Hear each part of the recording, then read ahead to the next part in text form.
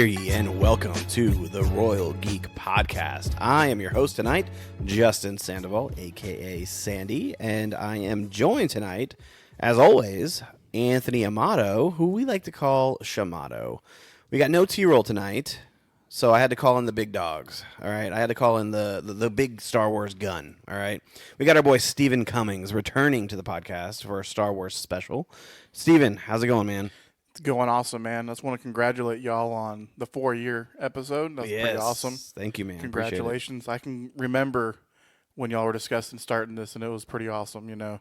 I'm glad y'all have been able to go for 4 years. I hope for another good 4 years, if not more. Yeah, man. I think in year one, I think we got you on something, right? Mandalorian, right? Yes. I believe so. Probably, yeah. Yeah, that's what it was. Yeah. That's incredible, dude. I mean, hey, appreciate you for sticking around and listening and being ready to call when we have Star Wars needs. Yeah, he very well might have been our first, guest. I'm not 100% sure, but he very well I think could have been. was. I think it was for the Star Wars ranking episode. Yes. Okay. Yep. Look at that, man. Full circle. 4 years, and he was there during year one. Yep. And he's been around in the background as well with contribution with text of shows and all that kind of stuff. So. Stephen, glad to have you here. And I mentioned Star Wars. That's right. We are here to talk about the newest Star Wars show to drop on Disney Plus, The Acolyte. So, for all of you listeners out there, we really appreciate you. Go ahead and give us a like. Follow us on social media at Royal Geek Pod. And feel free to interact with us. And we'd be happy to talk about what's going on with these shows that we're going to review. So, all that being said, we want to go ahead and drop a massive spoiler warning. We're going to dive into everything about the episodes. We are going to talk about episodes 1 and 2, which episode 1 is titled Lost Found, and episode 2 is titled Justice Revenge. So, all of that being said, we will go ahead and dive in. All right, fellas. Overall impressions, Shamato. Let me know what you thought about overall impressions. I am about I'm kind of okay. That's kind of how I feel about it. I know there's been a lot of vitriol towards this series already, and by some people, and so far I've seen it's been all right so far. I didn't say there was anything that was I wouldn't say there was anything super egregious about it, and I wouldn't say there is anything that's been mind-blowingly awesome yet either. So for me, I would say it's it's okay. It's there doesn't seem to be a path. I'm wondering if this is just going to be just a random thread in Star Wars, or are they going to try to tie it into the main storyline, which they probably will, is kind of what I'm thinking. But I'm just wondering, how they're going to do it. I do have an idea of where I think they'll go with that, but, it'd be interesting to see how they tie it in and, how they go from there. Although there's only been one character that has really jumped out at me so far. So we'll talk about a little bit more later. But so far, none of the characters are super, grabbing me quite yet. Yeah. Yeah, no, I get that. Steven, what are you thinking? I'm right there with them. They didn't come out guns blazing, which I'm okay with. I can see a path on where they can go with it, but it's just Yeah, exactly. Yeah. No, trust me, I get that. I really do. I actually am in line with you guys. It was kind of one of the greatest invention of words in Simpsons history. Meh. It was just meh. M-E-H. Yeah. Meh. Exactly. It was a solid foundation, I guess. There's a path. There's several paths they can go that will rock your world, I think. But it's just a matter of will they take it in that direction? Will they be ballsy enough to actually do any of this stuff? Yeah, exactly. Well, I love the play on words there. Will they be ballsy enough? I don't know. We'll see. To be determined. But yeah, no. I feel like there's elements that they dropped in these first 2 episodes that make me want to unravel the story a little bit more. Yeah. But then there's a lot of elements where I'm like, what's the point, right? Why are we doing this? Like when it opened up with 100 years before the Empire, right? Like I figured they were gonna do like 1,000 years or something like that, like really far back. But 100 years, I mean, honestly, it's not that long. But it's just interesting to see. Yeah, when you talk about like the building of these galactic like empires or republics or things like that, these are kind of like blips in time, essentially. Yeah. You know, it's almost sort of how we think about like human history now if you go far enough back. Like the difference between like 180 and 280 is like you would not be able to tell the difference between life in those two time periods. So like as you move further away from like the timelines that you know, like that difference doesn't make sense. Like, it is almost negligible. Yeah. Oh yeah. And like even like the technology and stuff around there was very on par with the new Star Wars stuff. Like, I mean, 100 years, I guess technology is not going to advance that much, but technically in real life it has. Like, 100 years is like we've gone from like very primal stuff to the advanced technology that we have now. Like, it's just, I don't know, and they look very similar. Yeah. I'm not Well, sure. I mean, just take it from human history. It was less than 100 years between the Wright brothers' first flight and then when we landed on the moon. Yeah. So like, That's, yeah. Oh man, that's exactly it. But they didn't look like they have much of a difference there. but I mean, it is also sort of like this idea of some point you reach like the like extent of what humans can do. Yeah. Or I guess humanoid, since they're not truly humans, Right. But like that they be like kind of at the point to where like all technology is just like minuscule steps forward. Right. Yeah. Yeah. The one thing I'll say is the only sense I got was different from the prequels and then where we're at now is kind of a sense of peace more so than in the prequels. You can kind of sense that beginning of the unhinging coming and the unease. You can kind of sense that, but in the Acolyte so far, I can sense the peace. And it's kind of... That's a great point, actually. The one thing I'll say is, for me, I'm diehard dark side, 100%. Yeah. I think that's this room. This pod is dark side, I think. Shimano, are you dark side or no? Probably. Yeah, okay. It makes it boring, kind of, to me, in my opinion. Yeah. Nice. Yeah, bring on the chaos, right? Yeah. Yes. Which has the potential to do. It does. The shadowy figure that we were introduced to at the end of episode 1. Yes. Was very intriguing. Let's see if he's as cool as he's portraying in the minimal seconds we get of him. It is true. Like Star Wars has this bad habit of essentially throwing away cool-looking characters. Darth Maul. Yeah, Darth Maul. I mean, It took an animated series to make him cool. Like to tell you the truth, phenomenal. it's taken some like rewriting into Boba Fett. Like, Yeah. like I know, like that's yeah, blasphemy in the Star Wars universe, but the amount of screen time he actually got in the original trilogy is Minimal. essentially Yeah. throwing away What one of was the it, coolest 2 characters. minutes? It's something ridiculous like that. It's under 10 for sure. Yeah, Like, guaranteed. It's pretty ridiculous. Even like Captain Phasma, like she, like just her look was really cool, and No she screen was essentially like basically thrown away. But yeah, there's all kinds of like even in Ahsoka, the third, not the two not the two Sith, but their third like robot. That we were kept on with the like being spinning, like, who's this lightsabers, right? Yeah, like who is this? Who is this? Who is this? Essentially, just knocked off. Yeah.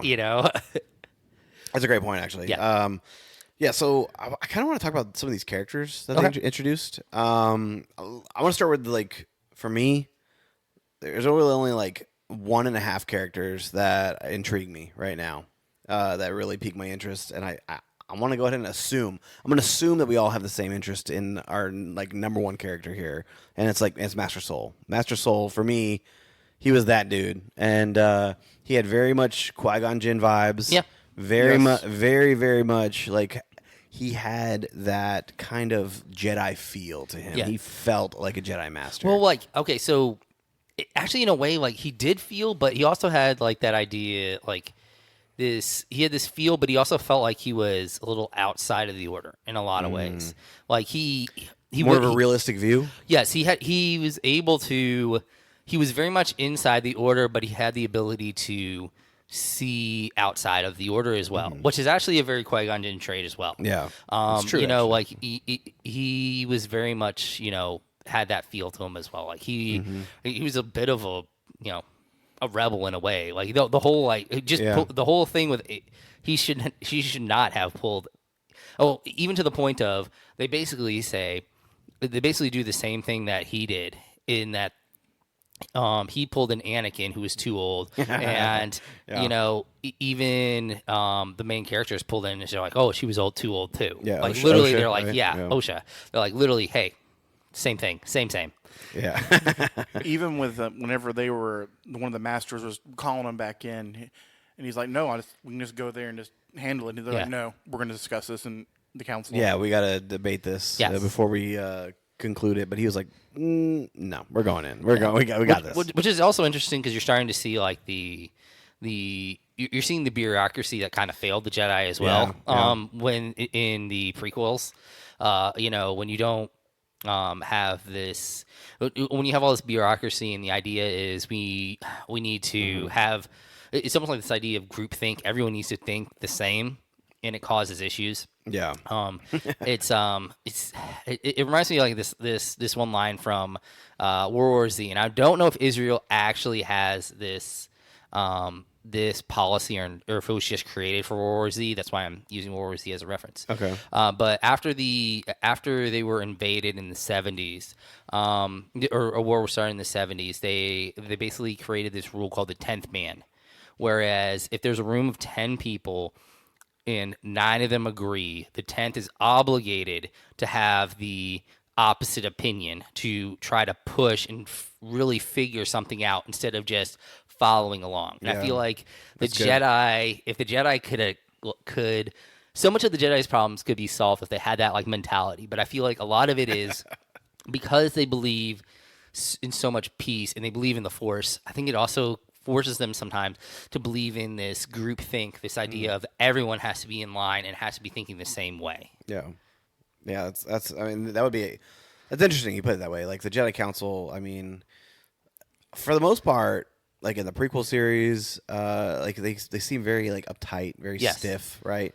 And it only has continued in Acolyte show. Like you see that there. Like, oh, we're by the book. We got to be like, which they're very regiment. Like I don't know. It was interesting to see. I mean, she was like, if our enemies find out that a Jedi killed another Jedi, our political enemies are going to have firepower. Yeah, that's right. That's right. like that's a huge problem. Yeah, like what's our aesthetic here? Like what do we look like? Like the spin. Like that's such a like a negative situation. Stuff, yeah, it's a very bureaucratic situation, and this idea of, and just the idea that the Jedi are so worried about politics is, once again, it is pointing a decent light at the fall that is going to come. Correct. Yeah. You know. I agree with that. It's showing a lot of like these cracks and things like that you were saying, like their immovability, their inability to change. Yeah. And so like Master Solda, I think he does a good job of kind of like showing that contrast of like the Jedi are like far like strict, right? And he's kind of what's right, like actually right. And so like the actor who plays him, Lee Jong-jae, I was like, where do I know this guy from? Where do I know? He's a star of Squid Games on Netflix, a Korean show. Which phenomenal show. Yeah. I can't wait for season 2. It's gonna be incredible. I heard he learned English for this role specifically. Correct. He learned English, quote unquote, in 4 months, is what I was told. As far as like from research, and I mean it's pretty impressive because he sounded very, very good, right? Like his accent was just, I think, perfect. Like it fit the Jedi way. Like the way he spoke was like slow paced but intelligent and strategic, right? And which I think honestly fit like him learning English and then being able to do the script. I think it meshed really well with like Jedi dialect. Like I don't know, I was really feeling it, which it was pretty incredible. Yeah, it's kind of built on this idea of the Jedi. They have this like deliberate. It's almost like every word is crafted. Yeah, you know, and that came across. Yes, when he portrayed it. Which in it is, and it's partially because of this idea of and it works for his character because it's almost this when you're learning a language, you aren't as like on top of it. So you do have to think. You're thinking, okay, so what does this word mean? Lots of times you're translating in your head. You're like, okay, so this word means this, so I need to say this. Yeah.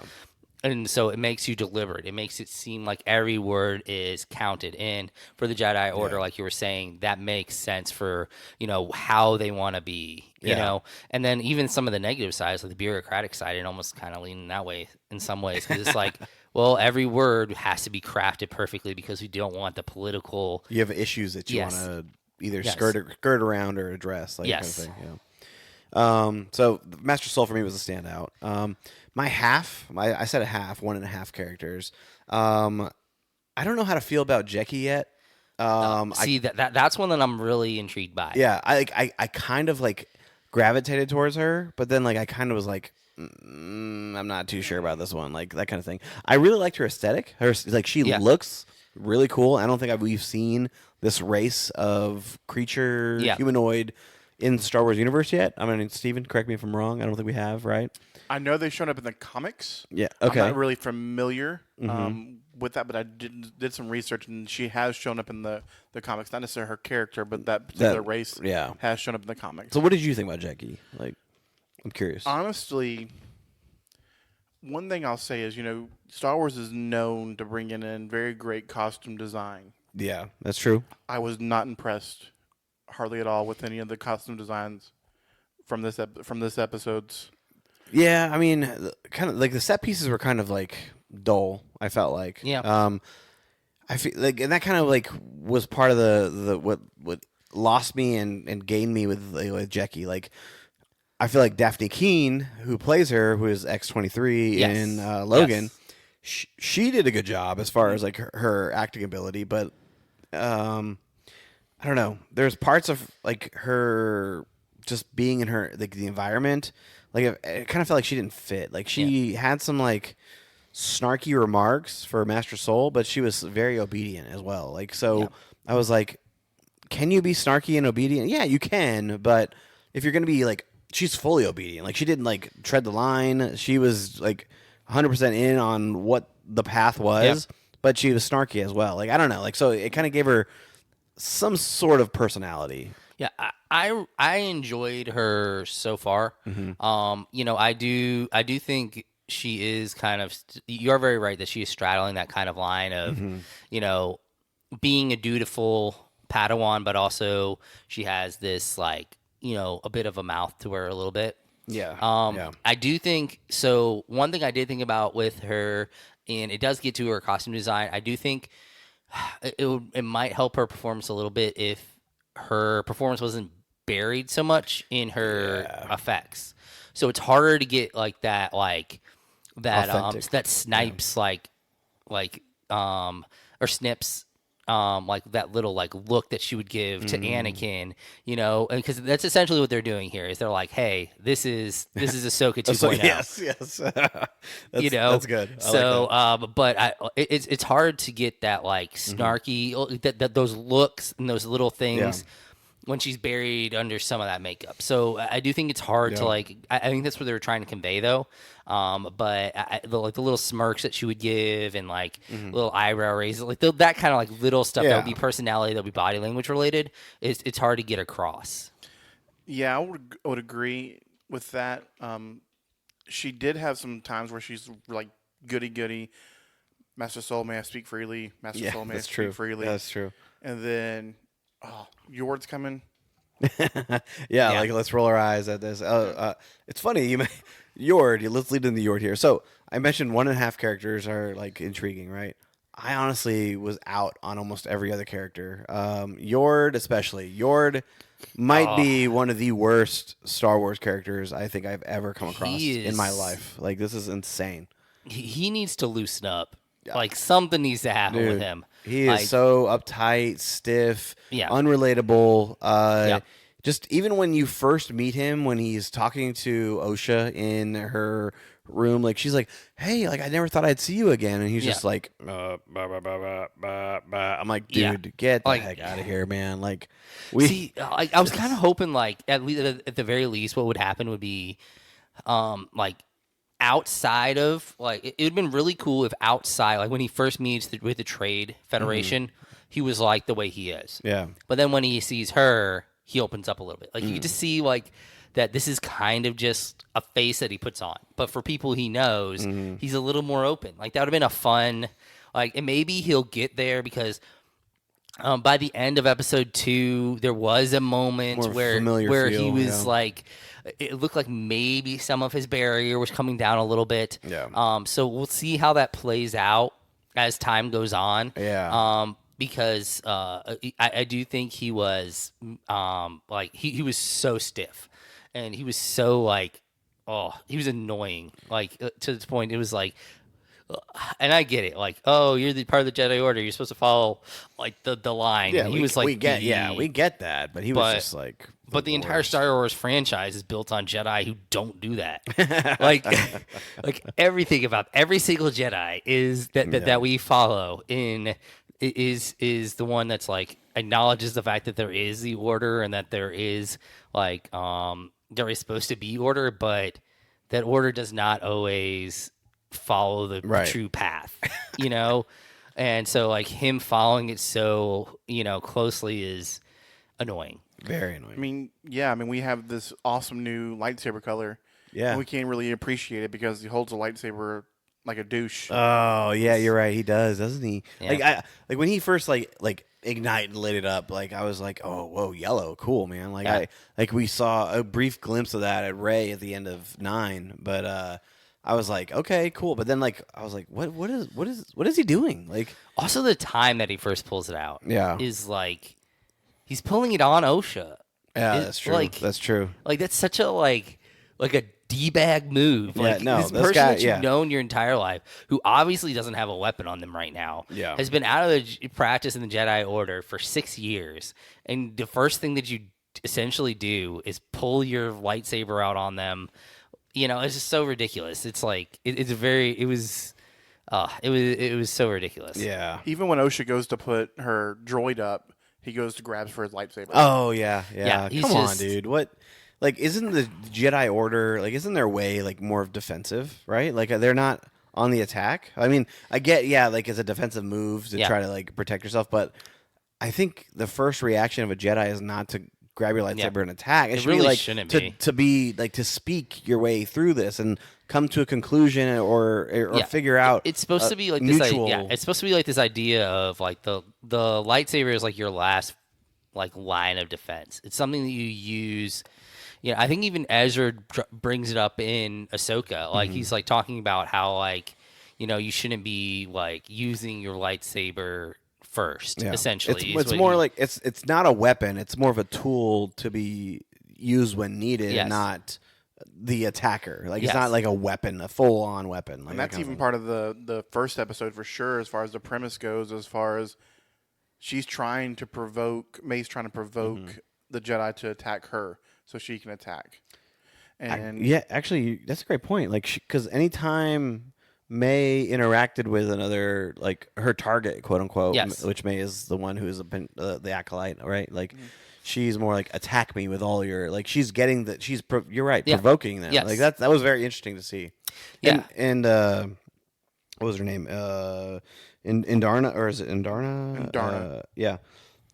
Yes, Indarna. Like she's like, Yeah. no, I'm not. I'm not gonna Yeah. attack you. Like she's like literally said like no. Yeah. Like I don't know. Which can we talk about Carrie Ann Moss for 1 second, please? Yeah. Because that's all she deserves is 1 second. Because going into the series, I was like, oh, cool. Trinity's Yeah. gonna be in this whole entire series. No, dead within the first 30 seconds. Like Yeah. what is going on here, right? And then to only have her literally play a Jedi version of Trinity, like. I was baffled. I was like, we're Yeah. not off to a good start here, Yeah. guys. I mean, I'm a little split on whether I like that or not. Like I do think it was a little misleading with how much I felt like she was a part of the lead up to it, the series. I felt like she was, oh, it's gonna be Carrie Ann Moss and she can have a big part, stuff like that. But I also think it was relatively, it's an all right move to, it's a moment to show if the series really wants to go for it. It's a moment for them to be like, hey, there's actually some stakes here, and we're gonna put a big actor out here, and they're gonna be knocked off in the first scene. Like, you need to know that this is a legitimate threat in this universe. So I do understand like that as the reason why, and the fact that I'm so far okay with it in the sense of like, at least she was the triggering incident for a larger thing. Like, it wasn't like she True. was. Good point. They put this like pocket moment. We're gonna put this big star. She's gonna die, and it's not gonna really mean anything to the series. Yeah. I mean, no, that's a good point. That's a good point. Man, but they sold hard, like hard, that she was like a part of the series. Like, Yeah. See, when you were dropping her name in the literal cover of the series, like on Disney Plus, the banner, the opening banner, she is front and center in the middle of the entire thing. Like, it says the Acolyte, and it has the cast there, and she is dead center. Like, it is insane that they were selling her that hardcore, and she was ousted in the first 5 minutes. Yes, Yeah. but we don't know what could happen. We could see flashbacks. Okay, true. We could see a flashback on what she did with May and Osha, right? Like, okay, that could come. But the way she died was, I mean, yeah, she got stabbed in the chest where her heart was, right? But the blade was like 5 inches, right? Am I wrong? She literally used a kunai from Naruto. Yeah. I don't know if that should have pierced all the way through her heart, right? I mean, I think knife wound to the heart is pretty much. Yeah, but did it penetrate all the way to the heart? I don't know. It didn't look, when she was holding those things, she literally, like, from the tip of her finger to the bottom of her finger was like literally the blade. Like, Yeah. I mean, I think part of that might just be the fact that the human body is more fragile than TV lets us on to be sometimes. you know, It's you like, know, and I think maybe. they may have been this actually might have been the more accurate representation of that.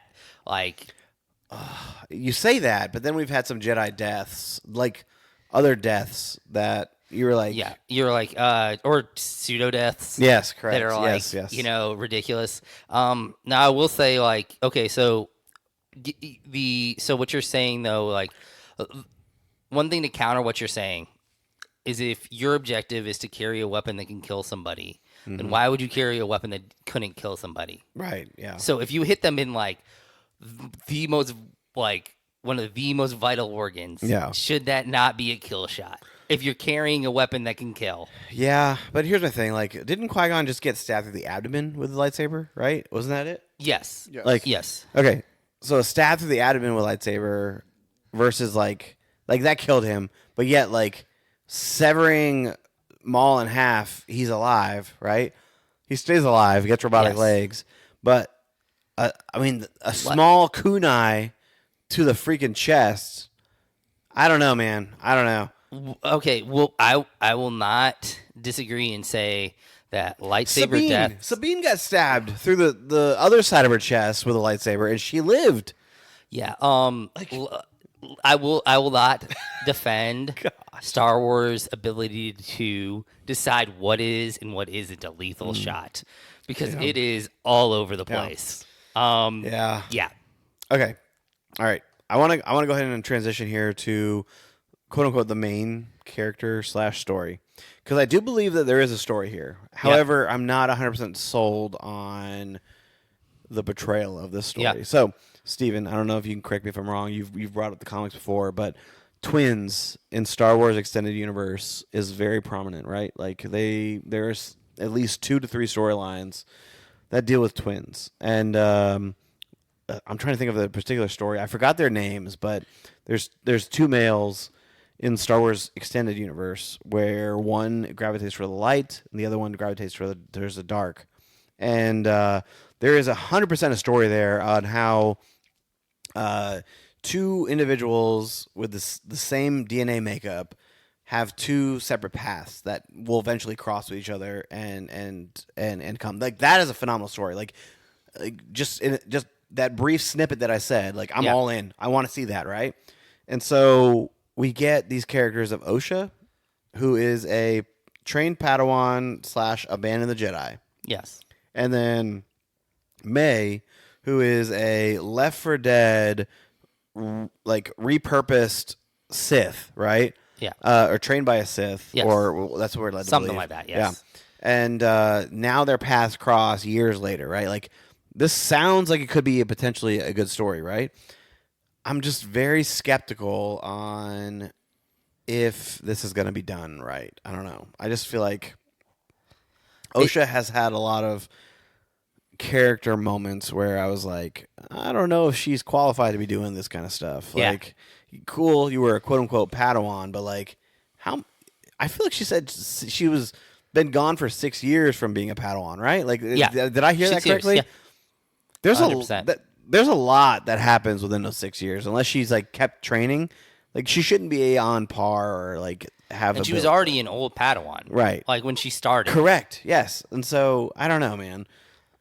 I don't know. I feel like I'm leaning. I guess it is called the Acolyte, but I'm going to lean towards more May of being the dominant because she's I'm feeling like she's been trained her whole life to be a dark side, that kind of thing. That's how I'm taking it. Possibly, or she was lost, and then she was, kind of found by this person, and she ended up, finding a way to the dark side from there. Like maybe she was scrappy for a while and had to defend for herself, and then that kind of drove her down the path of the dark side. So there's a possibility that maybe she hasn't been doing it as long, but she just is currently doing it. I do agree with you that it's a little hard on the Osha side, since she is. Like, I feel like she has to be closer to the light side of the Force than she is right now if she's going to pull May from the edge of the dark side. Yeah. Which is what it seems like they are trying to do. Because at first I was kind of like wondering if it was going to be almost like an idea where her sister actually died. Yeah. But then like the remnants of her side of the Force and her anger in that moment attached itself to Osha, and it was coming out, and Osha actually did kill. Listen, to be honest with you, I was on the same exact mind track like as you with that statement. Like I was like, oh, like her subconscious is the almost dark like, side, like that kind of thing. I'm like, these- okay, I might be in for this. Like, we'll get a little storyline of like mental health / like the power of the Force. What is real, what is not real, like what are memories, but are what the actually, Force can actually do, and it adds like a new idea. Yeah, no, I'm all on board for that. So and they even put in where she was like when they first show Osha, she's like. They're literally like talking about, she was just on vacation, and it's like, it's that's like right. that idea of like, Split well, personalities. you're like, well, maybe it actually was her, or like Correct. something like that. Like, basically like a split personality, or like almost like what happened in *Malignant*. Yeah, almost like, oh gosh, which I know you watched Yeah. it. I don't know if Steven watched it, but anyway, like that idea of this this entity kind of like grabbing onto you, and like kind of, or just the idea of like, multiple personalities and stuff like that, almost like a Fight Club situation or something like that, where, like there's a split. What about you, Steven? Like Osha and May. What I would say about Osha is I feel like they're kind of downplaying her right now. Yeah. And kind of giving her, like, letting her build her confidence back up, kind of like they did in Obi-Wan, which I know in Obi-Wan we had a precedent on what he was. We don't have that precedent for Osha for sure, but I feel like she's going to have a coming out. And I mean, we even seen her try to attempt to use the Force when she's escaping from the prison ship. The jail, Yeah. So I feel like she will have a coming out, and they're just downplaying her right now, and they're showing the strength of May. Yeah. and eventually that string's going to get matched by OSHA. That's kind of how I feel like they're going to go. That's at least like my hope. Yeah. But that's where I think they're going to go with it. Yeah. I mean, a part of me is like May's motives so far. So we haven't really talked about like plot line right now, but I guess is a good transition here. Like May's motive is that she has been training for X amount of time. We don't know for sure, right? But she is going to kill 4 Jedi that have interacted with her in her past that led to her quote unquote death, whatever OSHA believes to be her death, right? And the four Jedi. I mean, Darna's one. Torben, who we meet in episode 2, right? Yeah, He's another one. Soul, and then Kinbaka, right? I believe it is the Wookiee. the Wookiee, the Jedi Wookiee, which is Kel Naka. There you go, Kel Naka. So I mean, for me moving forward, I feel like the premise of the series is going to be May on a vengeful path to eliminate these 4, and then OSHA is going to be stopping her from doing that. Yeah. That's where I'm at. I do think you're right in that sense, but I also think there's a huge like element for May here where the purpose of her mission could be drastically changed because of the fact that up until she sees her, she thought OSHA was dead. So I think it depends where her driving force is coming from. Is the reason for her revenge because of her being left there and whatever happened with the village that she was in burning down? Or is it directly related to her believing that OSHA was, quote unquote, killed by these Jedi? So I could very well see, like, if her real drive is the OSHA is dead part, I could see a very clear path for her being able to be pulled back to the light side, because and a lot of like conflict at the beginning because she's so like she's been driven down this path for so long. It's almost like she's so far down it. It's so hard to see the light back. But if that was her main reasoning, I could very well see her being pretty easy to pull back, to the light side once she gets her mind around the idea of the reason why I'm doing this is no longer valid. Yeah. Because OSHA's alive. I see May having 2 motives right now. One, revenge, to think that her sister was killed because of the Jedi. 2, proving her worth to her master, who we don't know who is yet. I do have some theories about that. We'll go about that later. Yeah. But that's when I think one of her big things are is proving her worth. I mean, there's multiple incidents she's kind of hinted at the killing them without a weapon. Yeah, that's interesting. It's a really neat, as far as that goes. To become a Sith and get your lightsaber, you're to steal your lightsaber from a Jedi and bleed the actual kyber crystal. That's how you're supposed to become a Sith. That's what makes you a true Sith. And I feel like that's what her mission is right now. Yeah. On top of the revenge. I do think there is something there with the whole, like, she has definitely laid out that the approval of her, or whoever this person is, whether it's a true master or just a teacher, whatever their relationship may be, is very important to her because she has laid out this, the way that she talks about him is very like this person is both very strong, powerful, but also my self-worth is extremely tied into the way that he thinks about me. Yeah, and this whole aspect of like she's being tested, right? She's got to pass these trials of defeating a Jedi without a weapon, right? Yeah. Like that's like the whole purpose of her thing. Like, and she even meets we meet quote unquote like I think his name is like Kamir or whatever, right? Like gets her supplies, right? But even he's like, yeah, sure, I'll make you a poison, but like that's not gonna get you a weaponless kill. Like that's poison is still considered a weapon, that kind of thing, right? And she's like, "Oh, I got 2 more kills besides that. I can try to kill." Although I don't a know if the weapon." one that you should be going after is the Wookiee. If you want a weaponless kill, I don't think a Wookiee is your best option. No. I mean, it's gonna have to be Soul. Like, if it's not Soul as our weaponless kill, then Yeah. which we do get the Wookiee at the end of the second episode, which there's potential there.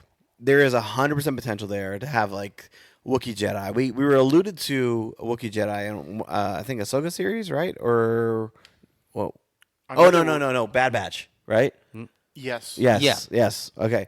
We were like, there was some instances of like a Jedi Wookiee, Yeah. but we're about to get full fledged. Like it's gonna be fun. And I want to say there was even alluded to in Clone Wars as well, as far as the animated series. Yeah. No, I think you're right. Yeah. Which I mean, just seeing that on screen, live action, it'll look fantastic. It really will. So I mean, I'm looking forward to Kelnaka's whatever his storyline may be. It's going to be interesting to see if he does become a main focal point for the rest of the series. Yeah. Because, like, yes, Chewbacca is a main character in the Star Wars universe, but like, I don't think like Chewbacca has never been the focal point target of an assassination. Like, I mean, Order 66 was initiated and Wookiees were killed, but that was as far like that wasn't a like the reason like there wasn't a main reason for the killings, right? Yeah. Like, no, Kalnaka is like a target, and there's supposed to be some sort of like, I don't know, personality to go along with that, right? Like, that's like inevitable. So it'd be interesting to see that how that all plays out. Like, I don't know. I'm very interested to see Kalnaka. I really am. I don't know. So okay, we talked a lot about the characters and the plot line now with like May and them. But like, what were some standouts in these 2 episodes? Like, was there anything that, like, caught your eye where like, dude, that was pretty cool? Or stand out in the reverse aspect of that is like, I don't know, that was kind of lame. Like, what are we doing here? Like, anything stand out to you guys? So let me see. Stand out. I will say it was pretty cool seeing her, May's master when he reveals his lightsaber. Yeah. Even though it's a little bit superfluous to like the situation. Yeah. It seems that was pretty cool. What's the point of igniting the lightsaber right there besides fan service, right? Yes. Like, there's no reason. Yes. At all. Yeah, there really isn't. I thought it was kind of cool just seeing the Trade Federation again. Yeah. Like, reminding you that they were important at one point in the storyline. Yeah. Because they're kind of just like, essentially just, Phantom Menace, and then they're kind of gone. They're the catalyst in Phantom Menace. Like, Yes. they are like the thing that like steamrolls everything. The whole Skywalker saga. Like, that's what they are. And then we get to revisit it here, which was, I mean, yeah, you're right. It was very like nostalgia, and you're like, whoa, that's pretty cool. The one thing that's interesting to me is the different uses with the Force, like the Jedi meditation. Yeah. Whenever he's just meditating, he's blocking it with the Force, and there's nothing she can do. I thought that was pretty cool. Yeah. Yeah, that was a cool scene. I do feel like any like Soul's fighting, I thought was phenomenal. Like, Yes. he didn't actually like strike. He dodged mainly, right? And I feel like that's like the true Jedi way, right? Like, Everything was very defensive. yes, It was just your purpose. His purpose was not to inflict harm, but to get them to a point where they're ready to listen to reason, right? Yeah. Like, that's, I mean, and that was like for me, the epitome of like what a Jedi is, like, which from like, I mean, also for me, like, I lean towards the dark side, so I'm like, you're so lame. Like, take the lightsaber out, and like, let's start decapitating people, right? But that's not the case. That's not the case here, and that's how you know Soul's gonna be a good character, I think. Yeah. But yeah, for me, that was a standout for me. And yeah, I mean, I completely agree as far as like the style is more different than we're accustomed to, because the prequels, you're going through the Clone Wars, so the Jedi are not, they're not Jedi at that They're point. in wartime. They're warriors. They're in wartime, right? Yes. Yeah. That's a good point.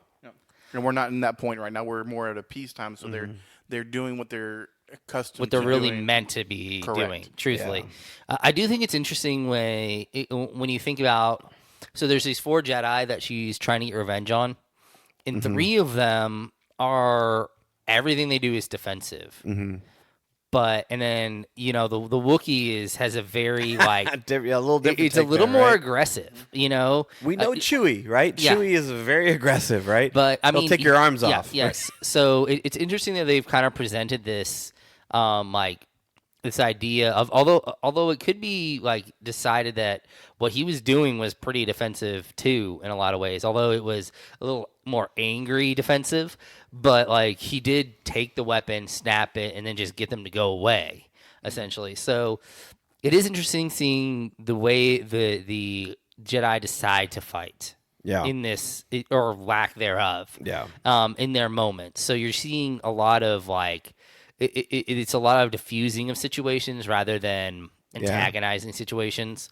So it's very interesting to see how that plays out. Yeah, it's just a very interesting, like it's completely different than what we normally see with the Jedi. Yeah. I mean, this is when they're supposed to be at their highest. Yeah. I mean, in the prequels, that's when the decline happens, and eventually the Jedi go away. But this is where they're supposed to be at their highest, and they're more peaceful than they are attacking, and that's pretty interesting. Yeah. Yeah. I mean, so I mentioned like a positive standout. Here's a negative standout for me. I think we mentioned Yord being like, I mentioned Yord being one of the worst characters I've ever seen. But like as far as the show goes, I think one of the worst things that has come to the show was Jedi Master Vanestra. Like, what the heck was it? Like, I mean, bald green, yeah, okay. Didn't really for me. It didn't really look like appealing. But then like personality wise, like so by the book, so Jedi Council. We talked about this. We exhausted this Jedi Council earlier in the episode here, and she's just like, I feel like every decision she's made doesn't make sense. Like you would want to investigate and explore and see what's to come, right? But she's like, no. Don't explore further. Come back home. Let's figure out what we want to do as a group. Like, it makes zero sense. Like she reminds me. She's middle management, is what she is. Okay, yeah, like, I see that. She is. I can't make a decision on my own, but I have enough power to like pull this stuff, and that's just kind of how I see her. Is she's like, she's a bureaucrat to the bone, and she's the PR team. She's all that kind of stuff wrapped up to where everything to her is about the perception of what's going on and how can we get this resolved without anyone knowing.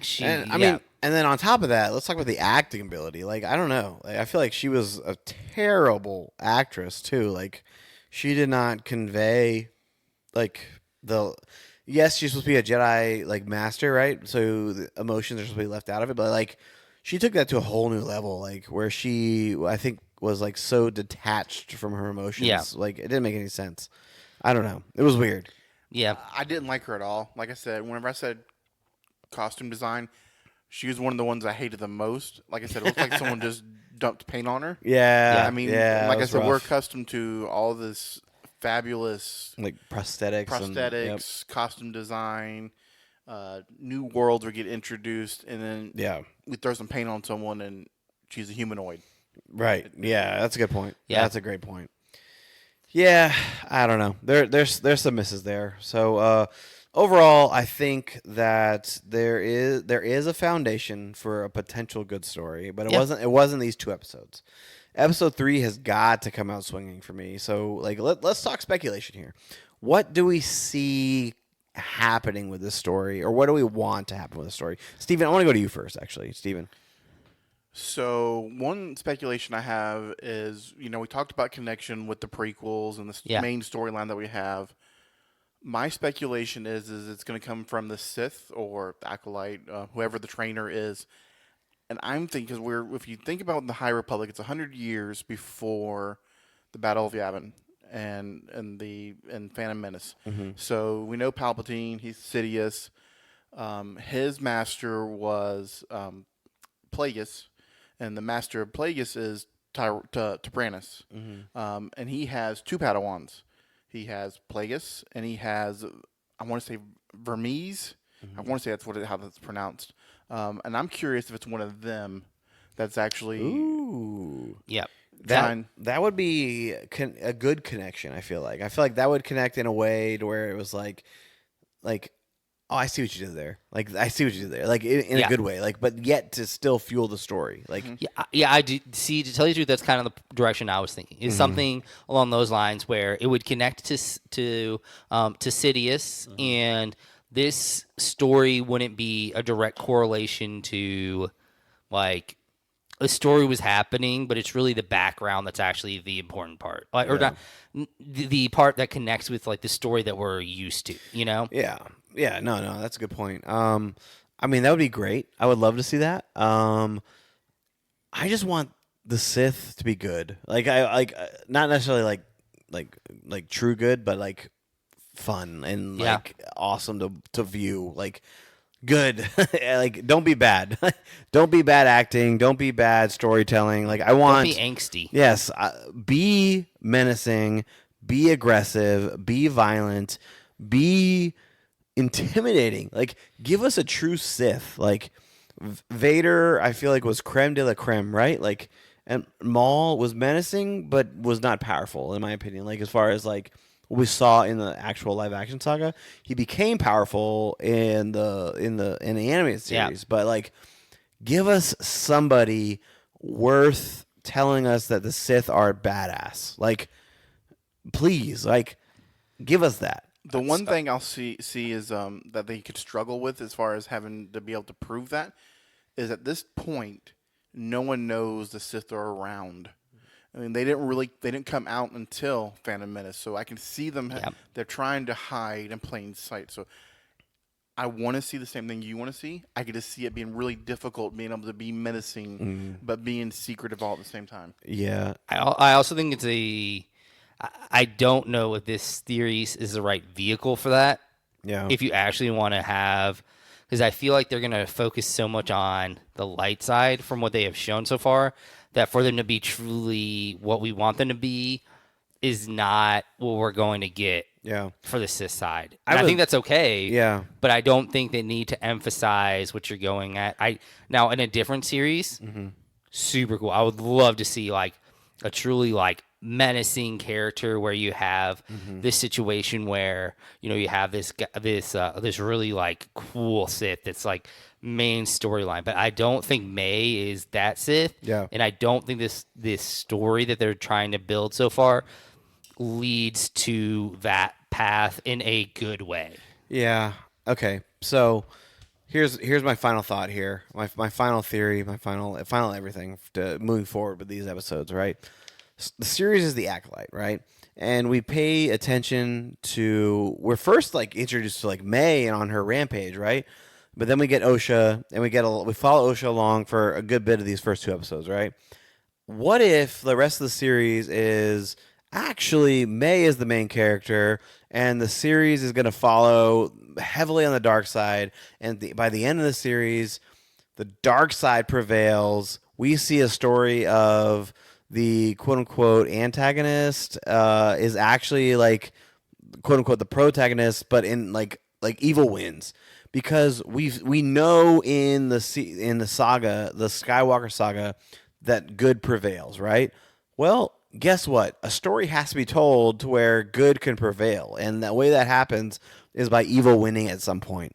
And I feel like if you're gonna do it, you might as well do it now. And May and whatever the Sith teacher is, and whatever, like maybe Plagueis is a part of this. Maybe like Tyrannus, is that what you said, or Tyrannus? Like maybe that is a part of the story, because the Sith have to be successful at some point in order to be relevant and to be defeated later on, right? And so, what if this series is that, and the story we get is May triumphing and like the dark side winning, the dark side killing Master Soul, killing Osha. Like, what if that is the true story that we're going to be told? I'm all on board for that, because we need evil to win in the Star Wars universe in order for the episode 9 to be eventually prevail. Yep. Like, it has to happen. It would be a cool idea if like we're all thinking, hey, Osha's going to pull May to the light, but Yeah. what if May pulls Osha? You know, because when we Yeah. think at this moment at the end of episode 2, Osha is closer to the dark side than May is closer to the light side. Yeah, that's a You good know, point. That's a so- great point, man. Dang.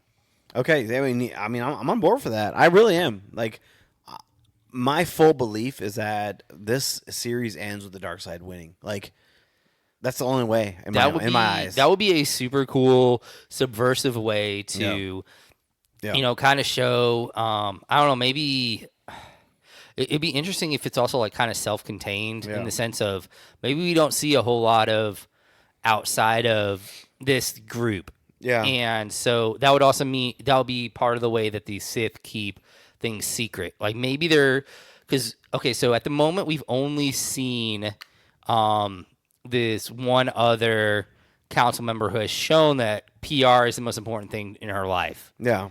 So what if everything else with all the rest of the Jedi we have seen is self-contained, the fall of, like, let's say Osha to the dark side, or just May triumphing at some point in the dark side, and this one sniveling Jedi Council member is the only one that knows where these people are, and because they never come back, and she knows that it's Sweep it not a under the good rug, thing, right? sweep it under the rug. Yep. You know? Yeah, that's And, interesting. That's interesting. You know, that's how it's lost to time because, I mean, we're like, oh, well, how do they not know that the Sith exists? Well, somebody has to say something. Right. If you choose to keep your mouth shut, then the story never goes anywhere. That's a great point, man. That's a great point. The one thing I'll say is the rule of two has to be maintained, which is a yes and no, because throughout the Star Wars universe, there's more than two Sith at some point. Yeah. I mean, you have Maul. I mean, you have Tyrannus. You have all these different ones that are around at the same time, but there's not like a group of Sith. Yeah. I mean, I think Why not? Yeah, further so, like, why back not isn't now, there. right? Like, it's further back that there's. Correct. Bane actually just starts the rule of two. Yeah. What's called the thought bomb is what defeats all the Sith. Because at the beginning of all there's a big war between the Jedi, and they're trying to lure the Jedi into defeating them, and they do a thought bomb and end up killing all the Jedi but Bane. And Bane then takes his own apprentice, and then that's what the rule of two actually starts. Yeah, that'd be interesting to see. I mean, okay, so like the rule of two exists, but it's also this idea of if you're talking about like this idea of rule following, that isn't exactly the Sith path. It exists, but it doesn't exist. Right. Yes. Yeah, that's true. I mean, because isn't in episode 1, isn't like Maul is technically is Sidious's, but what about Dooku? So Dooku comes Where's- around after Maul is defeated by Obi-Wan. Yeah, but wasn't Dooku in the works though? Like, wasn't he like? Yes. So the rule of two is around. Like I said, it is not precise. Yeah. Which makes sense with the Sith. Like, Yes. Yeah. The main reason why. So it's kind of like this idea, like you can have your wife, but there's also like this side piece over here that you're not committed to. There you go. And that only moves in if the wife something happens to the wife. So the whole theory behind the rule of two is to get the strongest Sith to move on. So eventually, the apprentice is supposed to surpass the master. Yeah. But what happens is, and it happens throughout the Sith's entire existence, is the apprentice wants to move up quicker. So they'll find another apprentice of their own, and they'll try to attack the master. Or, for example, Sidious's, he killed his master in his sleep rather than actually move on with strength. Yeah. dang, dude. Yeah, a lot of potential here for the series. A lot of potential. Yeah. Okay, well, we've gone on long enough. I feel like I'm intrigued to see where we go, but I'm also like a little bit pessimistic here. Like, I don't know, we're not off to a really good start here. But like maybe they should have done a 3-episode open. I don't know, or just told a better story in these first 2. I don't know.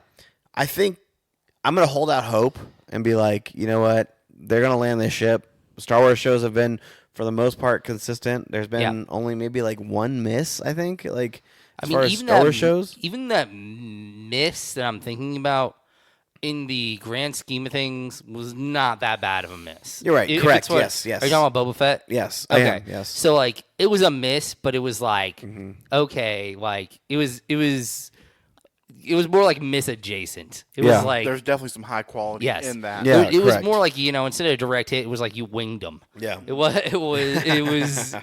the like a complete just So miss. I feel like I'm gonna hold out hope for like Master Soul having a potential good storyline there, but potentially a twin storyline of like light and dark, Yeah. and like that's really good. A mysterious figure that needs to be interacted with sooner than Yeah. later, like that kind of thing. Like there's a lot of possibilities that can take this show to the next level. I just really want them to, I don't know, take this in a direction that I feel like, I don't know, we haven't seen before with like the Sith prevailing, that kind of thing. Like to tell you the truth, I think that would elevate this series to like a level that I don't think anyone would see if they were to just be like, you know what, we're just gonna lay it all out there. The Sith are gonna win this. Let's do it, man. Let's You know? commit. Let's commit. Yeah. Let's do it. Like, yeah. I love it, Amato. I love it, dude. So, all right.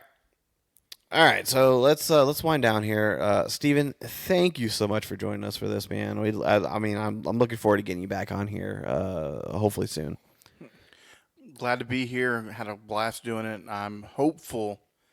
I do see a path. Like I said, there's a path to it being a good show. I just hope they take that path. Yes, I do too. But I'm more than happy to be back anytime y'all need me. I love Star Wars. They got some great entertainment for sure. But yeah, thank y'all for having me. Yeah, man, appreciate it. So, T-Roll, we didn't miss you at all.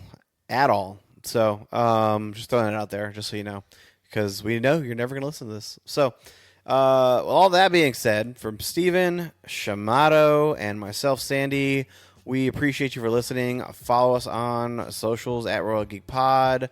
Like and subscribe wherever you're listening to this. We absolutely love you guys. Thank you. We really appreciate it. So, all that being said, thank you so much for listening. We will see you next time, you peasants.